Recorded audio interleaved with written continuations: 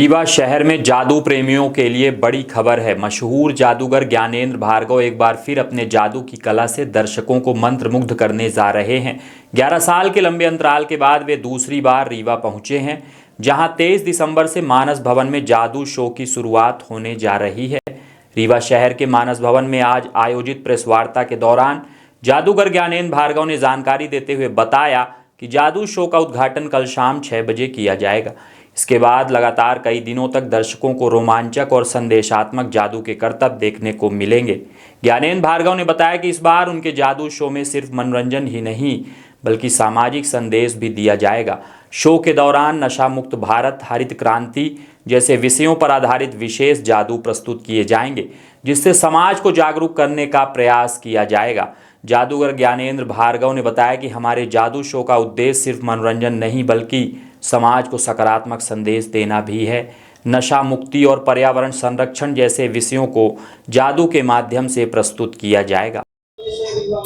जी, मैं जादूगर ज्ञानेंद्र भार्गव प्रयागराज से हूँ और सबको प्रणाम करते हुए मैं अपनी बात ये बताना चाहता हूँ कि मैं ठीक 10-11 साल बाद दूसरी बार रीवा शहर में अपने जादू शो को लेकर आया हूँ और इस बार बहुत कुछ बदला हुआ नजर आएगा। एक स्वस्थ और बेहतरीन मनोरंजन जिसे पूरा परिवार एक साथ बैठ के देख सकता है। ये हमारा फैमिली शो है। तो हमारे शो के माध्यम से बहुत सारे लोगों को मैं जागृत करता हूँ। आजकल तमाम अंधविश्वास कुरीतियों को लेकर भी जन जागृत करता हूँ मैं, जैसे हरित क्रांति, भाईचारा, जातिवाद, ठीक है ना, दारू मतलब नशा मुक्त समाज हो, उस पर आधारित हम अपना कार्यक्रम दिखाकर लोगों को जागरूक भी करते हैं। इस तरीके का जादू है जैसे स्टेचू ऑफ लिबर्टी गायब, ठीक है ना। पिछली बार तो मैं मोटरसाइकिल गायब कर रहा था, इस बार प्रयास ये रहेगा कि घोड़ा या कार गायब होगा। और 2.5 घंटे का बस चमत्कार ही चमत्कार है। देखते रहिए, मुस्कुराते रहिए, खिलखिलाते रहिए। आप इतने दिनों 40 वर्ष हो गया मुझको जादू की दुनिया में आए और 35 वर्ष से मेरा अनवरत शो चल रहा है नॉन स्टॉप। और हमारे साथ 40 से 50 लोगों का स्टाफ है, लेडीज जेंट सब मिलाकर। पिछले बार से अलग इस बार क्या तो काफी है, बहुत कुछ है जो आप क्या रहेगा? विशेष में अब ये देखिए है क्या कि हम तो नित्य नए कार्यक्रम बदलते रहते हैं, कुछ ना कुछ जिसको जो पसंद आ जाए। अब हमारे कार्यक्रम में जैसा कि मैंने बताया, बरमूडा ट्रायंगल जो एक स्थान है इसी धरती पर, वो स्थान है बरमूडा त्रिकोणीय व्यवस्था, जो भौगोलिक बनावट है उसकी। तो ऐसा कहा जाता है कि उसके ऊपर से अगर हवाई जहाज भी जाता है तो अपनी तरफ खींच लेता है। तो एक अनसुलझी पहेली है वो, लेकिन अपने जादू के माध्यम से उसको मैं प्रदर्शित करता हूँ। ये हमारे लिए नया आइटम है। और भी बहुत सारे चमत्कार है। रोज ही कितने शो होंगे आप? रोज के 2 शो होंगे।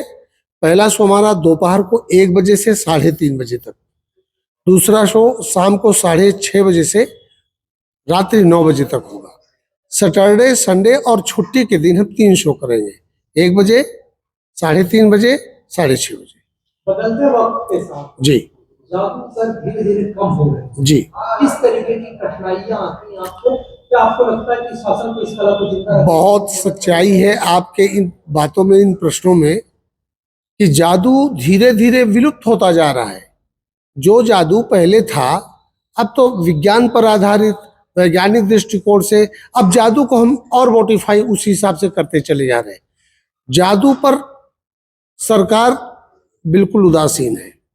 जादू को जिंदा रखने के लिए सरकार को भी इसमें हाथ लगाना चाहिए, खर्चे कर। भाई, लाखों लोगों का परिवार, पूरे भारत में कम से कम सैकड़ों कंपनियां हैं, लाखों लोगों का परिवार इसी से चल रहा है, ठीक है ना। तो इस पर भी सरकार को जागरूक होना चाहिए। और हमसे कोई काम सरकार करवाती है तो जादू ही दिखला के करवाती है। हमारे उत्तर प्रदेश में है क्या कि हर शहर में सरकार की तरफ से जो चीज निकलती है उसके प्रचार के लिए, एड्स पर, जल पर, हरित क्रांति पर, तो हम लोग गांव-गांव जाकर उसका प्रचार करते हैं जादू दिखाकर। तो जादू को भी ठीक ठाक करवाइए ना, उसके लिए भी प्रोत्साहित कीजिए, उसके लिए भी लोनिंग कीजिए, उसके लिए भी तमाम कुछ करिए। यही चीज विदेशों में आप चले जाइए, करोड़ों रुपया की लागत से लोग कंपनी बनाए बैठे हैं, धुआंधार वहाँ शो हो रहा है।